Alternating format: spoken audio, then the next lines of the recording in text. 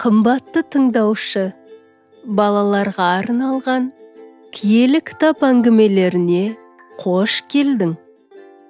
Көбірек киелі кітап әңгімелерін тыңдағың келсе, арнамызға жазылуға болады. YouTube'дан көріп жатсаң, лайк басып, жазылуды ұмытпа.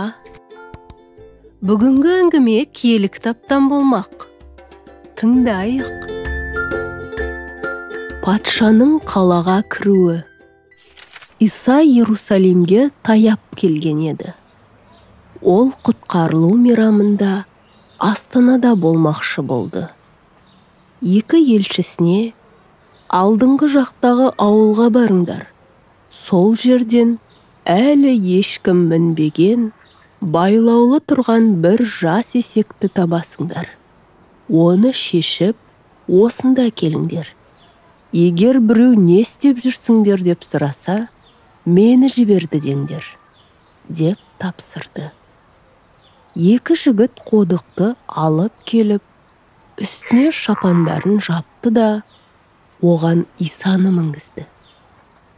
Мейрамға қалаға жиналған қара-құрым халық Исаның жасаған кереметтері, әсіресе Елазарды қайта тірілткен туралы естіген еді. Олар Исаның қалаға келе жатқанын біліп, алдынан шықты. Оның жолына өз шапандарын және пальма ағаштарынан кесіп алған жасыл бұтақшаларды төсеп, «Тәңір жіберген патшамыз келе жатыр, Құдайға құрмет болсын», деп шаттанып дауыстады.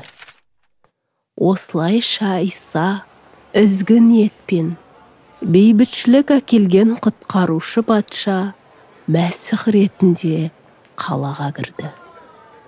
Ғибадатханаға барып, саудагерлердің құрбандық үшін мал мен кептерлерін сатып, шетелдік ақшаны арнаулы ғибадатхана теңгелеріне айырбастап тұрғанын көрген ол қатты ашуланды.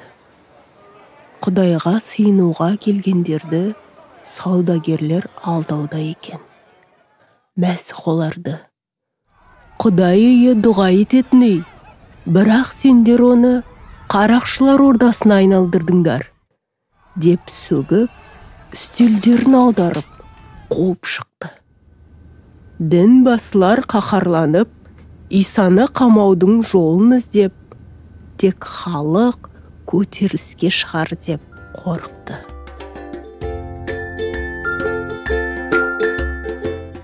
Осы киелі кітап әңгімесін тыңдағаның үшін рахмет. Жүрегіңде, санаңда қалсын. Кездескенше.